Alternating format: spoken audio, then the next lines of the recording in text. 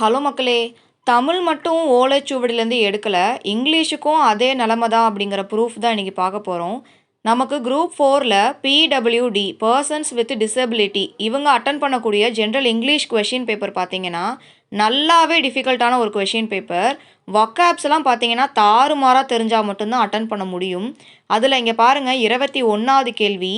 கேள்வி தெளிவா இல்லன்னு கீழ தனியா டைப் பண்ணி குடுத்துருக்கேன். ஒரு சென்டென்ஸ் கொடுத்து இதில் ஃபிகர் ஆஃப் ஸ்பீச் என்ன வருது அப்படிங்கிறத நமக்கு கேள்வியாக இருக்குது. ஆப்ஷன் ஏ அண்ட் பி இது ரெண்டுமே என்ன அப்படின்னு மீனிங் நமக்கு வந்து தெரியாது. பிகாஸ் நமக்கு காலங்காலமாக ஃபிகர் ஆஃப் ஸ்பீச் அப்படின்னாலே ஸ்கூல் புக்கில் இருக்கிறத மட்டும்தான் வந்து படிச்சுட்டு இருந்தோம். கேள்வியும் அதுலேருந்து மட்டும்தான் வந்துச்சு.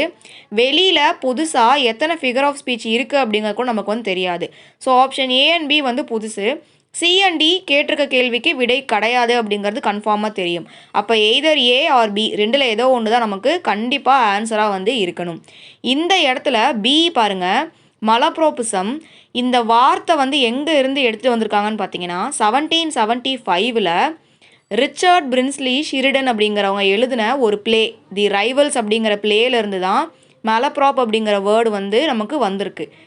அந்த பிளேயில் இருக்கிற ஒரு கேரக்டர் பேர் தான் மிஸ்ஸஸ் மெலப்ராப். அதில் இருந்து தான் மெலப்ராபிசம் அப்படிங்கிற வேர்டு வந்திருக்கு. இதோட மீனிங் என்ன, ஃபிகர் ஆஃப் ஸ்பீச்சில் என்ன சொல்ல வராங்க மீனிங் அப்படின்னு பார்த்தீங்கன்னா, ஒரு வேர்டுக்கு பதிலாக இன்னொரு வேர்டை கன்ஃபியூஷனுக்காக பயன்படுத்துகிறது தான் மெலப்ராபிசம். ஸோ நமக்கு கேள்வி கேட்டிருக்கிறது and interchange of two elements in a phrase or sentence from a more logical to a less logical relationship.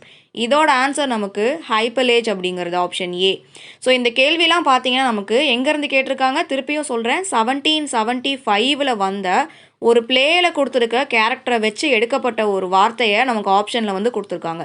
அப்போ தமிழ் மட்டும் ஆதி காலத்துலேருந்து எடுக்கலை, ஜென்ரல் இங்கிலீஷும் இப்போ அதே நிலைமையில தான் இருக்குது அப்படிங்கிறத நான் வந்து இந்த இடத்துல உங்களுக்கு கிளியர் பண்ணிக்கிறேன். So both Tamil and English TNPSC என்ன வேணாலும் கேட்போம் அப்படிங்கிற ஸ்டாண்டை வந்து எடுத்திருக்காங்க இப்போது. இந்த கொஷின் மட்டும் இல்லை, இன்னும் சில கொஷின்லாம் பார்த்தீங்கன்னா நமக்கு சோர்ஸ் கட்டாயமாக தெரியாது. மொத்த ஆக்ஸ்ஃபோர்ட் டிக்ஷனரியும் கரைச்சி குடித்தாதான் பதில் சொல்ல முடியும் அப்படிங்கிற அளவுக்கு நிறையா கொஷின்ஸ் இருக்குது. அதுலேயும் பர்டிகுலராக synonyms, antonyms, idioms, phrases, British English, American English இதெல்லாம் பார்த்தீங்கன்னா நமக்கு எங்கேயுமே சோர்ஸ் கிடையாது.